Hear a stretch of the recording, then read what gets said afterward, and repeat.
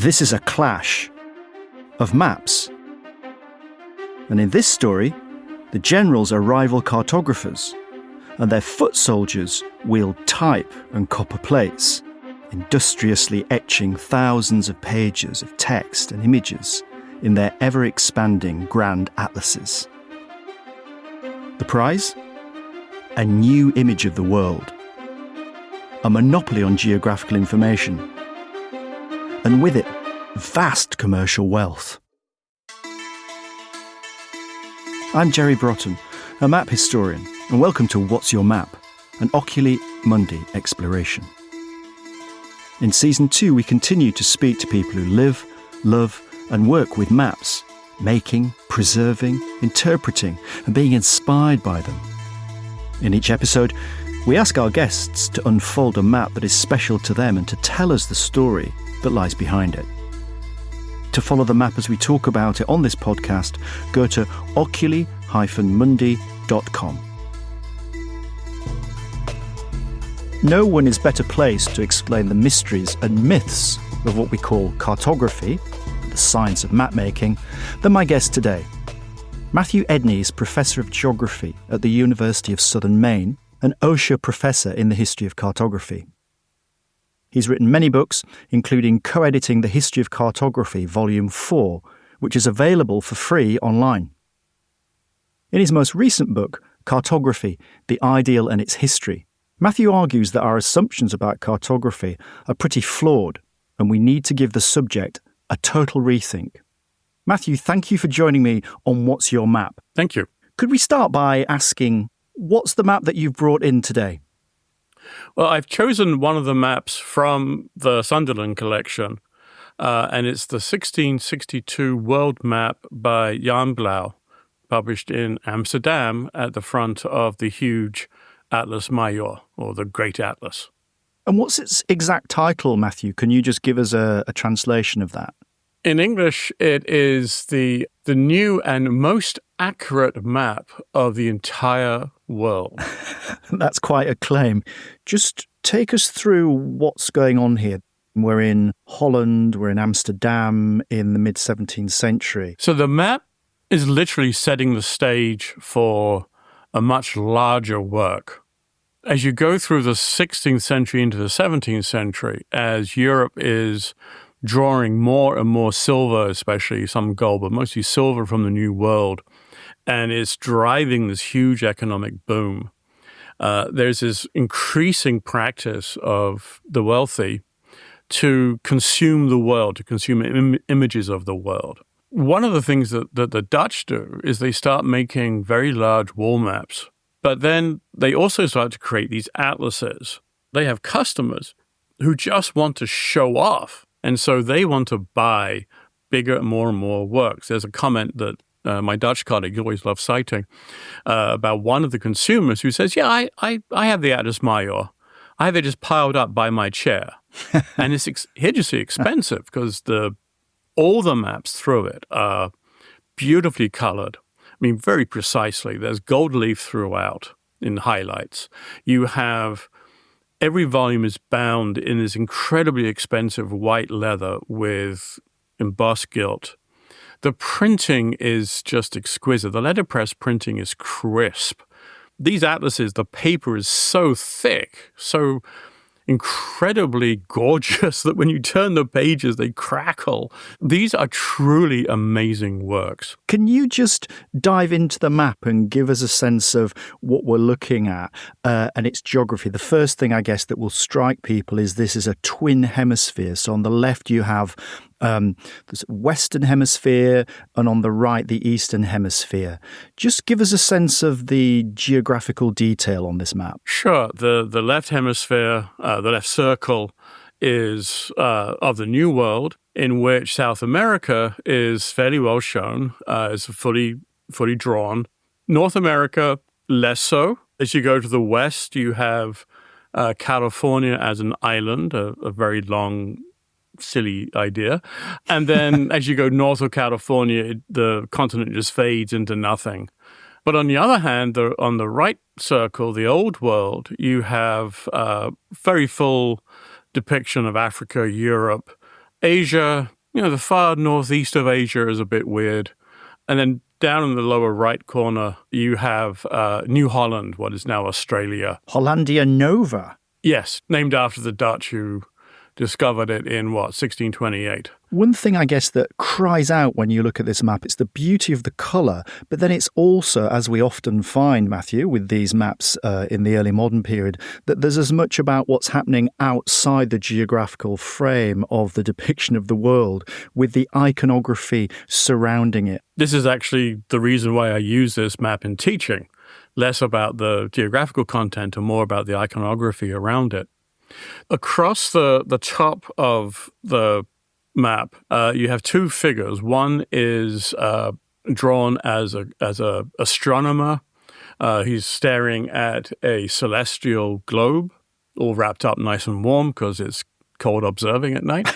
And on the other side, to the right, you have a less overly dressed geographer who is taking a measurement with a pair of dividers off a terrestrial globe, a globe of the Earth itself. And across the top, across everything, is this wonderful display of what look at first sight to be ancient gods. Mm. And then around these figures, you have each of these Roman gods is sitting on what looks like a little rainbow that's circling around Apollo, the sun god. So these are the planets which are orbiting around the sun. And then for the Earth doesn't have a rainbow. It has two trails of clouds, like an airplane contrail, which are the two hemispheres as they're rotating around the sun. So the Earth is not geocentric in this sense. It's very much rotating around the Earth, but it is part of this larger cosmos. Which is extraordinary, Matthew, isn't it? Because what you're seeing here, these figures you've described, on the left we really see the Greek tradition of Ptolemy and that geocentric universe that you've just described, which is now being literally eclipsed by the Copernican model of heliocentricity, so the fact that the Earth is not at the centre of the universe, and that seems to depict the figure on the right. So this is, isn't it, a fascinating moment that Blaeu is one of the first map makers, if not the first map maker, to embed this idea of the break with the old geocentric tradition and embracing the new heliocentric tradition. But what about these figures at the bottom, Matthew, which I've always been so fascinated by? Can you explain what they are and what their significance on this map is? Surely. So you've got these four sets of figures. Each one is sitting on a truck of some sort. Each of the trucks is being pulled by animals. So it's the seasons. We have spring. Everything is bursting into bloom and growing and newborn. Then you have summer with the height of the grain harvest. Then you have the fall and the harvest of everything else, including grapes and winemaking. Think Nouvelle Beaujolais. And then on the far right, you have winter, old man winter. So again, it's cosmological again, isn't it? I mean, there's a sense in which it's the cycle of the seasons, and it's the heavens above with the earth here being depicted. It's again a cosmology, I assume. Exactly, because the seasons are known as being an effect of Earth-Sun relationships. So how the sun and the earth change in their interrelationships define the seasons. So across the top, you have the cosmos, and across the bottom, you have the effects of the cosmographical arrangement. This is an extraordinary artifact. I mean, I was looking at the figures here for just this first edition of the Atlas Maior, which is the atlas that has this map within it. I think the first edition has 11 volumes. Yep. It's 4,608 pages. And they are hand-painted, aren't they? So they're engraved on copper. And the copper plate engraving techniques here are stunning. But then also, they just get bigger and bigger and bigger. I mean, just the sheer volume of print coming off the press is extraordinary. But then everyone is hand-coloured. The scale of this product is really something else, is it not? But it is, and it's a product of commercial competition between, on the one hand, Willem Janssen Blaeu and then his son, Joan Blaeu. On the other hand, the Hondius family and their successor, Geiger Jan Janssen, Johannes Jansonius. So basically, it's a sort of map wall that starts developing in the early 17th century. We're in Amsterdam. We have dynasties, families who are now producing geographical texts, let's call them that, their maps, the atlases, which are getting bigger and bigger and bigger. And there is suddenly this competitiveness. The Dutch East India Company is part of the story here with this massive expansion of international trade. The Dutch burghers are buying these incredible objects. They themselves are investing in the Dutch East India Company voyages, which is enriching the Republic, and more money is flowing back in. So they're sort of feeding off each other in a way, aren't they? Well, exactly. So my favorite volume is the volume devoted to Scotland, not because the Dutch had a particular interest in Scotland, but because a Scottish antiquary found a collection of maps from the 16th century made by a guy called Timothy Pont, who also wrote extensive textual descriptions of all the different counties and parts of Scotland. And he sold them to the Blaus. And so the Blaus could make one more volume of this atlas to outcompete their rivals, the Hondius Janssen group. And so by having yet another volume that the Janssen guy just can't compete with, and they finally get up to 11 volumes. I think Janssen's largest atlas is only 8 volumes, maybe 9. But they're both trying to get the marketplace, their share of this largest, wealthiest economy at the time. But Blaeu has a big advantage here, doesn't he? Because he becomes the official map maker for the Dutch East India Company, the VOC. And that does give him an edge, doesn't it? Because he's embedded in that corporate world. He's able to then draw on the information that's coming back in from the Dutch voyages. Exactly. There's, in a way, you have to understand that what we think of as cartography as a single enterprise is still very much discrete in different ways. And in particular, for the early modern period, there's a difference between marine mapping, charting on the one hand, and geographical mapping on the other. So Blaeu is actually one of the few individuals who occupies both sides of mapping. As the official chart maker for the East India Company, the Dutch East India Company, the VOC, he's responsible for collecting information as it's coming back from Dutch traders and their various fleets that are going around, especially out to Asia, and compiling that into new maps, keeping maps up to date, issuing maps to the VOC captains before they sail, receiving them back with any annotations. And then on the other hand, he's got this geographical business that's selling commercially, going out to the bigger public, and he's able to take all this new information that's coming in from the VOC in particular and incorporating it into his other maps. What are we describing Blaeu as here, Matthew? I mean, he's a businessman, he's a geographer, he's a printer, he's part of the commercial world. I mean, what are we seeing here? These distinctions that we make today, I guess, aren't as clear-cut at this point in the mid-17th century, are they, about geographers, mapmakers, pilots, navigators, businessmen, printers, publishers? You're absolutely right. This is confusion of roles. Partly is because the only name that really appears on these maps is Blaeu's, and so everybody says, oh, it's a map by Blaeu. But what it means really is that Blaeu is the publisher. He's like the producer in a Hollywood film, right? He's the guy who gets the money and then makes sure it's spent in the correct way to best effect. You don't waste too much on CGI or whatever. He ensures the creation of these huge works that are actually created by a small army of workmen and workwomen, for that matter. Some engravers were women. Hand colorists were mostly women, as far as we know. The copper plates are prepared by women as well as men. The printers are often women, but none of them are ever named, male or female.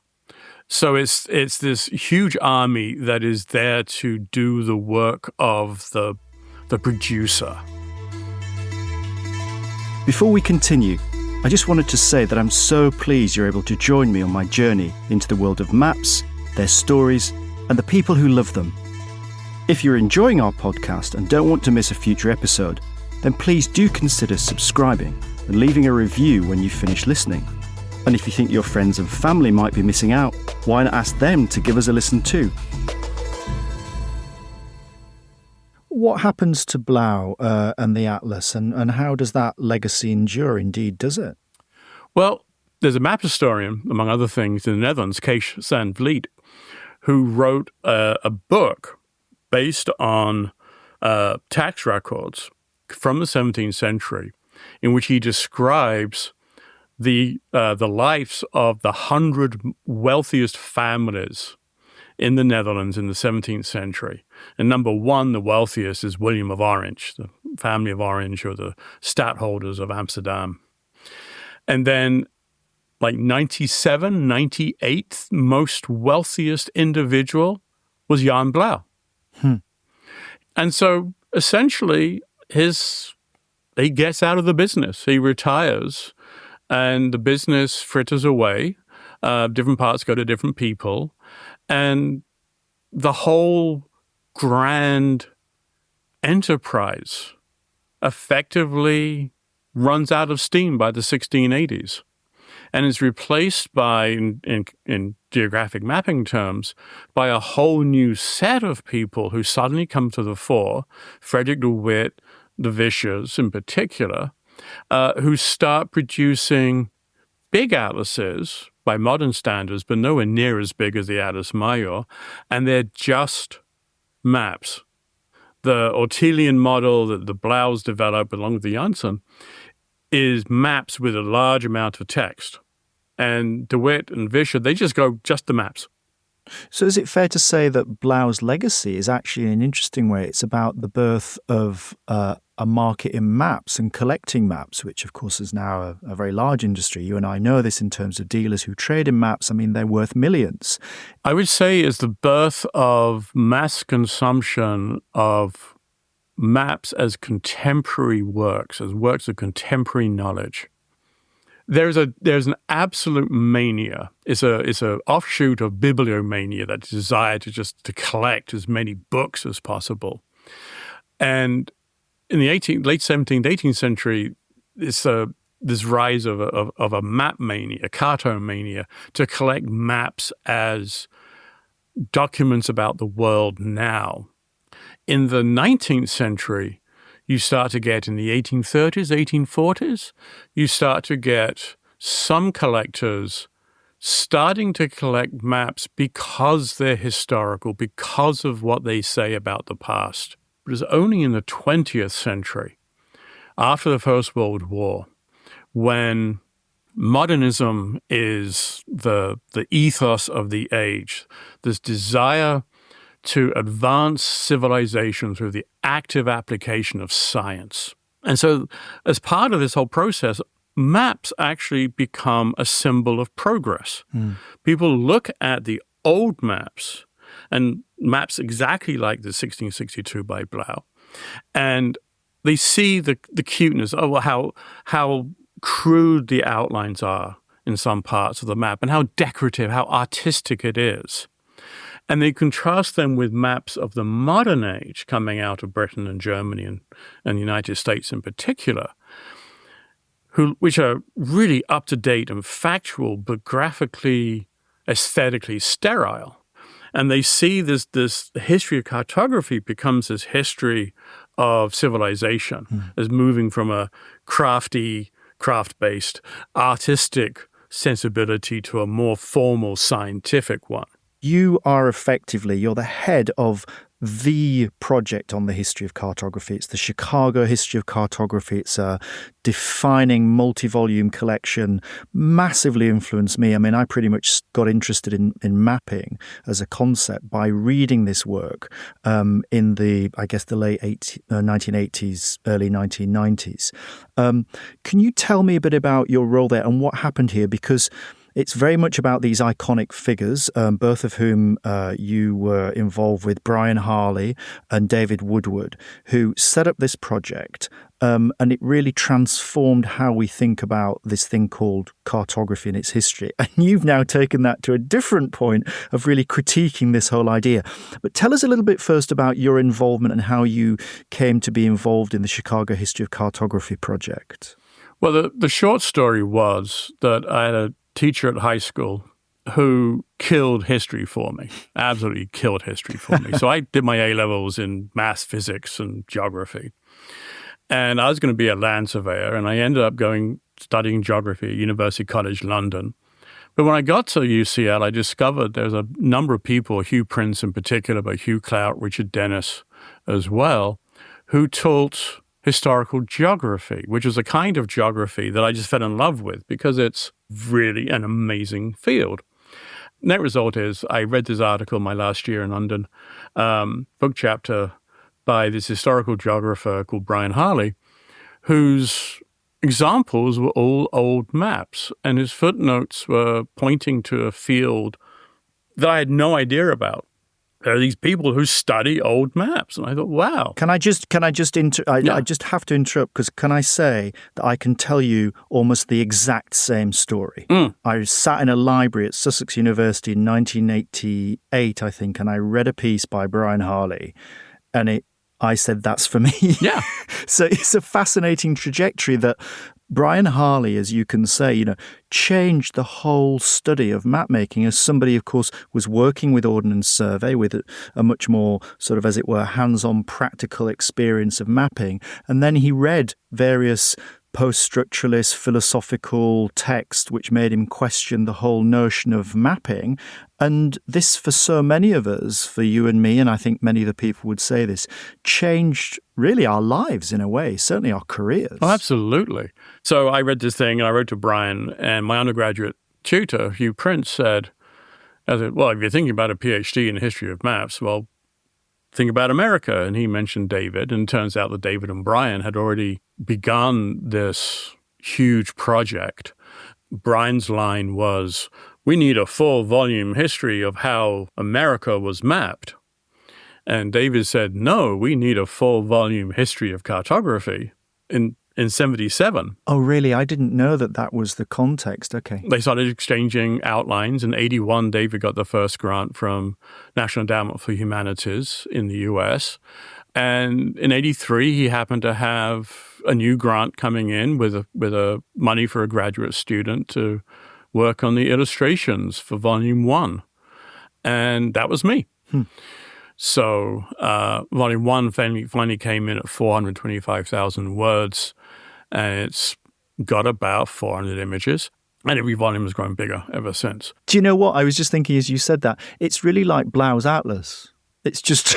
It just kept growing like Topsy. And growing. Joking aside, I mean, there is a sense in which this is an evolving project. So it's really changed the field, hasn't it? And even by the time those early volumes were coming out in the early 1980s, our understanding had become so sophisticated so quickly by the impact. I mean, they are my most prized books in my library. And you've, of course, carried on that tradition of publishing them and now online. And I wonder if you could say a bit about that, because it's rather like the evolution of printing itself, looking at Blaeu, going through manuscripts into print, and now we're going from print into online production.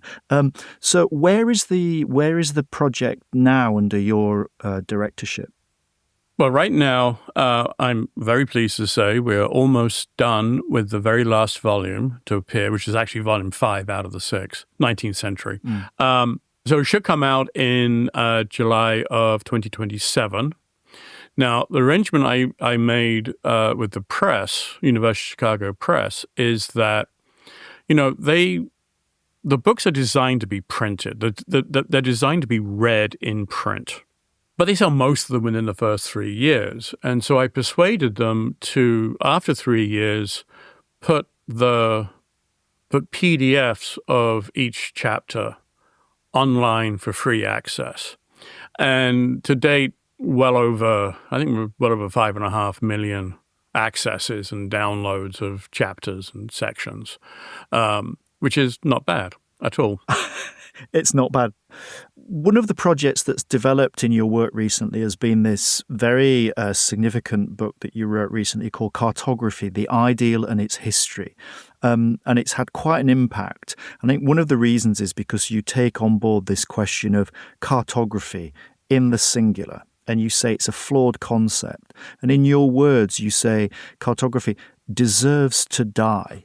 I mean, I think that's a wonderful provocation, Matthew. So come on, you're going to need to explain this and unpack this a little bit. Why does cartography deserve to die? Well, I really miswrote that. I should have said the ideal of cartography deserves to die. No, you shouldn't. No, you absolutely should have kept every it like interviewer that. has raised that point. That one quote is no. The idea is that before the early 19th century, very late 18th century, nobody thought about mapping or map making as a single endeavor. You go to Samuel Johnson's dictionary of 1755, the famous, the first great, thorough, comprehensive dictionary of English.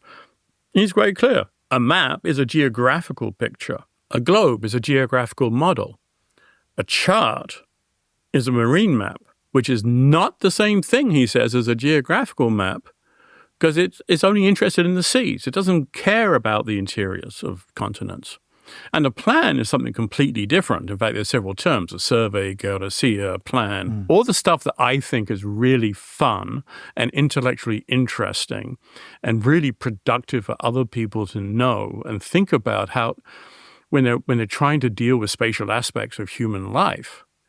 Cartography says, no, none of that's interesting. It's just how you take the world and put it on paper or put it into pixels on a computer screen.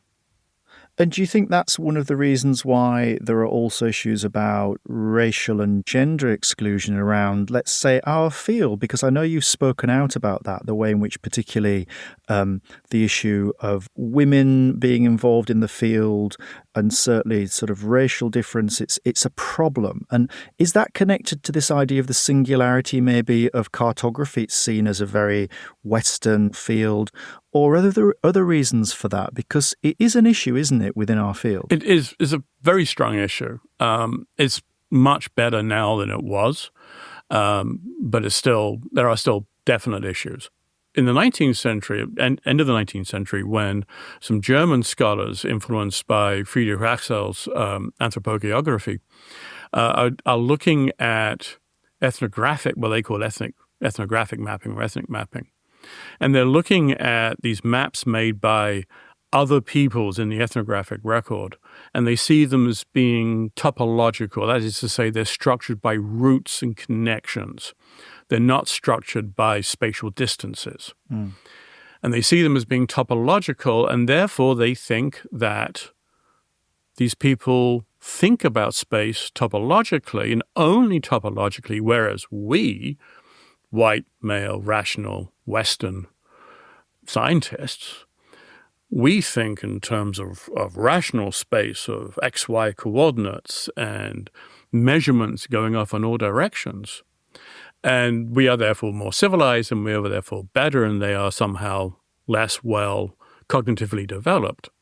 And so we have this idea that Westerners, white Caucasians, think about space rationally. When you get down to it, we think about space as topologically as anybody else all the time. Just think about how you ask for directions on a street corner. It's not go 20 feet that way and 500 feet north. It's, go down the corner, turn right. It's topological. It's basic. And then women who have been in the West excluded over time from academic interest, from intellectual interest, because for purely Western patriarchal ideas, women are deemed to be incapable of thinking about reason, thinking rationally, because they're intuitive. So women are derided within Western culture, but at times it's women who are able to mediate between ethnographic context and Western mapping. So they're the ones who are employed to take non-Western mappings and try to integrate them into Western mapping. It's completely bogus, by the way, but I always have to say this to students, this is what people thought right up until really the 50s, 60s, 70s. And unfortunately, some people still do think that way, but it is an absolutely bogus, racist, misogynistic way of thinking. I'm certainly glad it's you carrying forward the history of cartography, Matthew, and I just wish you all the best with the Chicago of History for its future ongoing publications and coming to some form of culmination. And I just want to thank you for such a wonderful discussion, and thanks for joining me on What's Your Map. Thank you for having me. It's been fun. Thank you so much for listening. I'm Jerry Broughton. This has been an Oculi Mundi exploration. The producer is Jill Achineku, and it's a Whistledown production. Oculi Mundi is the online home of the Sunderland collection of antique maps and atlases. You can read more about the Sunderland collection and send us suggestions for future maps to explore at oculi-mundi.com. That's oculi-mundi.com. Why not continue your journey with me by subscribing to this podcast? That way you'll never miss an episode.